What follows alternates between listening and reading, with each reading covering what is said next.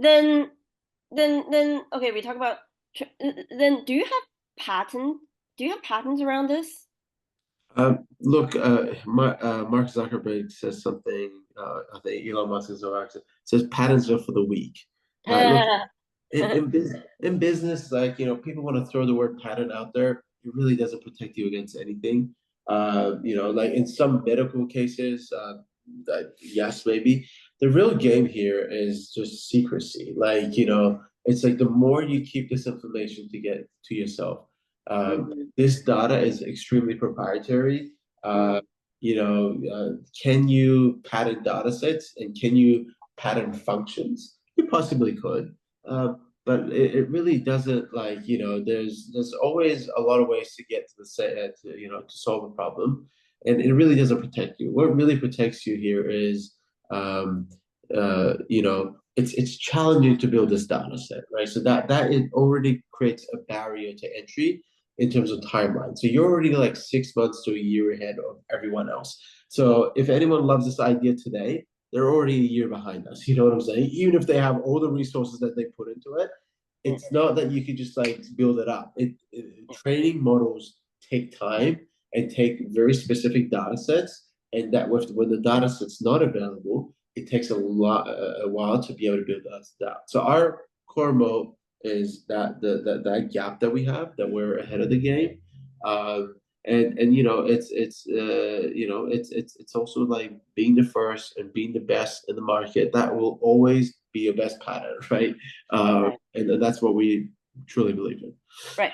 Now, what about okay, the data? Now I think I got the data set is your priority. What about the understanding of data and translating that, processing that into the knowledge into AI?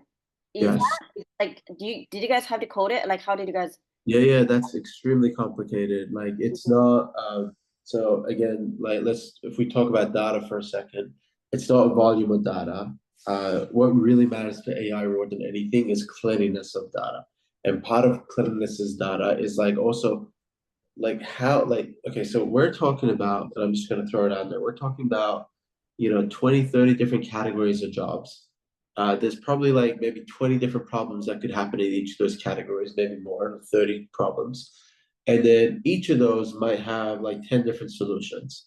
So you get what I'm saying? So this means that the possible routes are a lot, right?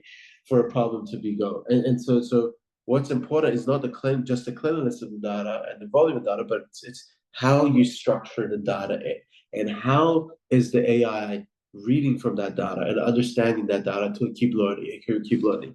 And that is extremely complex. That's why, training models is very difficult, and so that's essentially a part of the complication that we have here. so who codes that training? Is it you? Is it somebody else? Is it like are you guys hands-on? Like like what's Yeah. like No, you have to hire smarter people than me to do this. Trust me. oh that's hard to hear from you. That's No, no, interesting. no, no. You have to hire very smart people to do this, and very lucky that we have, we have a CTO that I've been working with for like 6, 7 years in my past company, and this company know this guy incredibly well. We have incredible AI engineers that come from like really, really strong backgrounds in doing this work. We went through in Sydney. Everyone calls themselves an AI engineer these days, but luckily I understand it well enough because of my background and just doing my PhD here to understand who's the right person, who's not the right person. But I can guarantee you that they're smarter than me in doing this work, and so we have an incredible team of developers and AI engineers that are some of the best in the industry that are doing this work.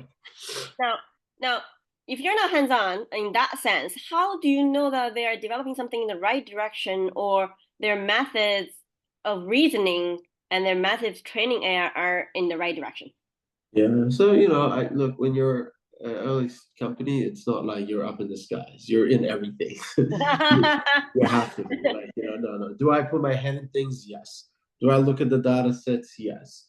Mm, But look, at the end of the day, it's, you build very core key, like in simple KPIs for the model to achieve.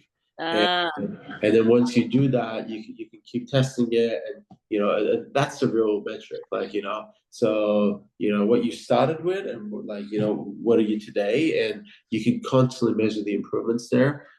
So yeah, those are very measurable things that we do today. How many times does the AI get confused? How many times does it need to escalate to a human? These are all points that are very measurable, and we're able to like track them, and we look into that as well. Yeah. nice, nice, nice. Okay, that makes sense. Okay. And I'll just say something here because you say what's unique here. Yeah. I will say that a lot of people when they like when you come into this industry, this is a huge industry. There's over 1 million people hired to do this work in the U.S. Trillions and trillions of dollars of transactions are happening every day from consumers to property managers that are dealing with this problem. And what we're seeing in a lot of the market is that everyone's like avoiding solving the hard problem, the big problem, which is truly building an agent that can replace the human that's able to do the work. And they're tapping into very simplistic like AI tools that can build along the way. And just to give you guys a comparison here, technology wise, the difference between building an AI tool and building an AI agent for the work that we're doing is the difference between building cruise control and building a self-driving car, right? What? So think about cruise control has been around for like 50 years. Yeah.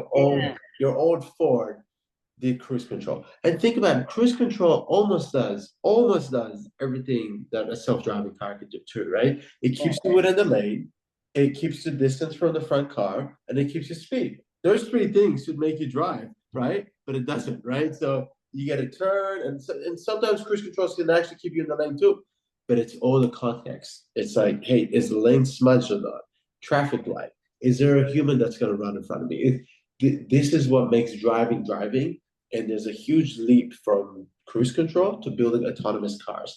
But the implications of that little advancement is incredible because that means that I don't know if you've been to San Francisco, you've seen the driverless car or cars, or you've been in a Tesla.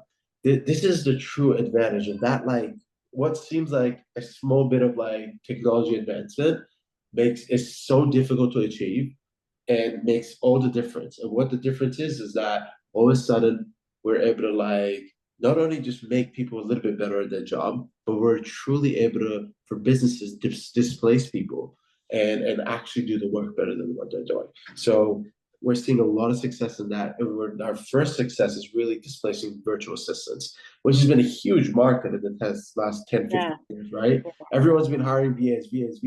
And Yeah. now people are coming and saying, oh my God, it's actually, I need to scale and I needed more VAs and it's difficult. Maybe I like 2 out of 10 of them, but the rest of them, I don't even know if they're working, language barrier, this, that.